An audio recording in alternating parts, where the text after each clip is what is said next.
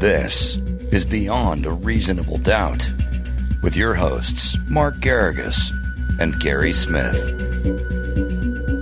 Gary, this is our last hurrah for 2021. Next time I see you, it'll be 2022, which I think is going to be an epic year. And we figured we would just do a brief little hello, check in with you, miss you, everybody who follows Reasonable Doubt. I saw somebody this morning, Gary, who stopped me on the street and said that it's really it is their best hour of the universe. So, well, that's so nice. But yes, it's Mark, you and I have been sitting around waiting for trials to end and expecting we would have done 3 of these since the Christmas break started. But everybody thought Maxwell would come in. Everybody thought Holmes would come in. And well, Maxwell did 5 out of the 6 counts. Interestingly, because I think people will say, I heard people saying that this was an uphill battle for the prosecution. I don't buy that for a second. I think that it's always in federal court. It's always a uphill battle for the defense. That's why they've got something in the neighborhood of a 97 or 98% conviction rate.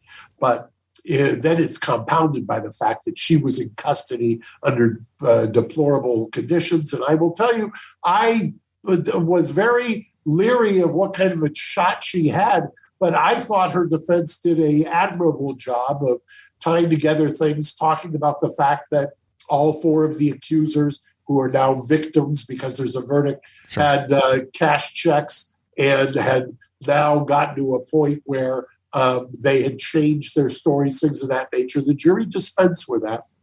I think not the least of which because she didn't testify, and I don't fault her for that. I understand the decision. But the other jury that is out is Elizabeth Holmes of Theranos, and she did testify. Yeah. And I think that carries a lot of weight with jurors. I mean, it's always, my father used to say, it's a rare case that gets better after the prosecution rests for the defense. And I think if you've got a compelling story to tell, jurors want to hear it, no matter what you tell them.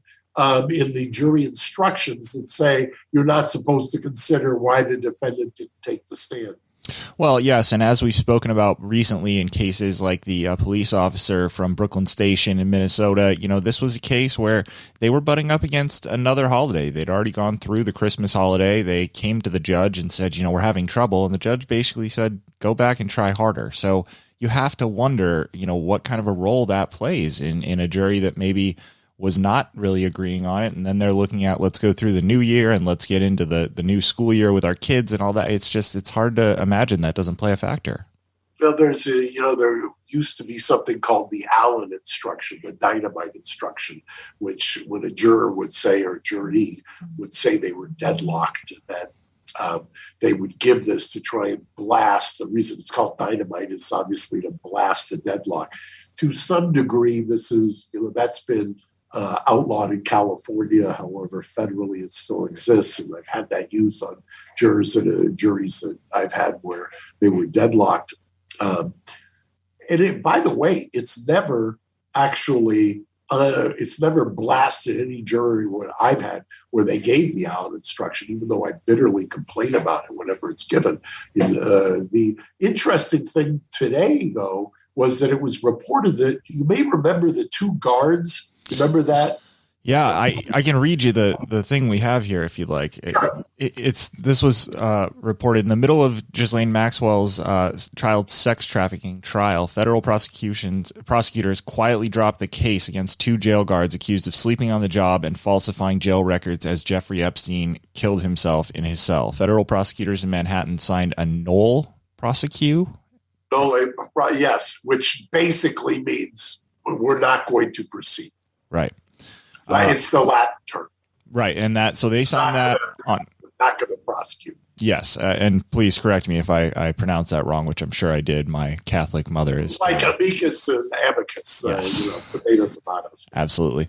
Yeah. So they filed that on December 13th. So that's certainly an interesting development. And, this is it's been a very weird case. There's not been much coverage. The coverage that has been there has been good, but it's been from very small outlets or people who aren't even outlets, people who have just started doing grassroots reporting.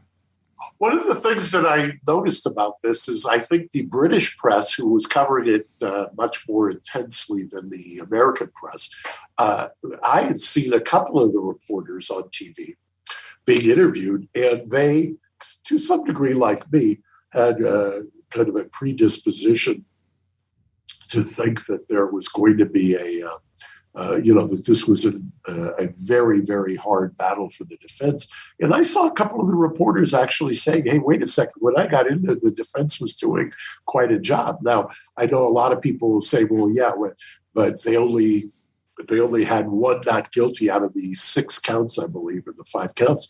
But remember, there is to some degree a stacked deck when you're going up against the federal government. Stacked deck in the sense that they have just unlimited resources, frankly, and they can move at a pace. They control things to some degree because of their charging decisions, things of that nature. So most of those reporters, though, tended, like I did when they started to hear things, that they saw the openings and the cross-examination, started to have some real doubts.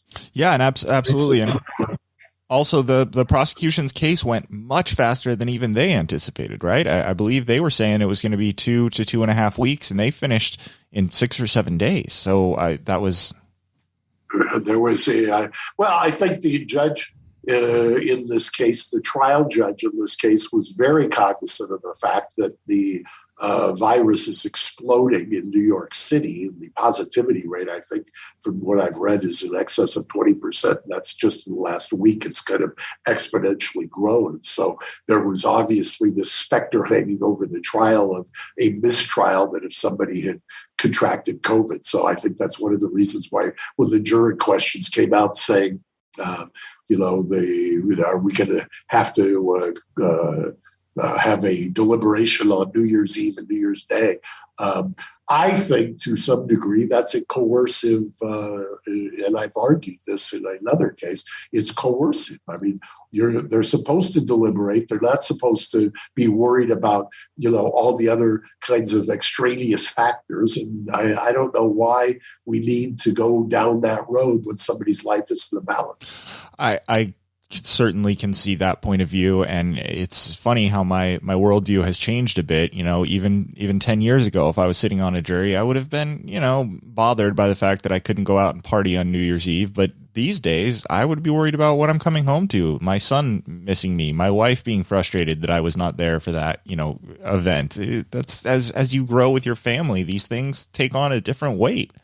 Yeah, it cuts across all age groups and kind of the usual kind of pool of jurors you would get. And I just don't think it's one of the reasons I've always objected to this idea of kind of putting pressure on the jurors. They should deliberate. I mean, these are absolutely. You shouldn't, if someone else's life is hanging in the balance, you shouldn't be worried about what your wife's going to say when you get home. That's a tough, and it's a tough putt there because that's the human nature. I mean, it's going to be considered whether you're instructed not to or not. That's exactly right. So I will let you get to your wife, your adorable son, and I wish you a happy New Year, and I hope to talk to you tomorrow. I greatly appreciate that. I'm sure we will speak soon. We have an interesting ruling out of Oregon that we'll get to coming up shortly. We'll tease that on Tuesday. It's a state court ruling from the Oregon Supreme Court on searches of automobiles, but it'll be something that we'll devote the entire Beyond to. I can't wait, Mark. Thank you so much. Happy New Year, Merry Christmas, and I hope you have a good time celebrating with friends and family tonight. Thank you so much, Gary. All right, bye-bye. Thanks for listening to Beyond a Reasonable Doubt. Stay tuned for more bonus episodes coming soon.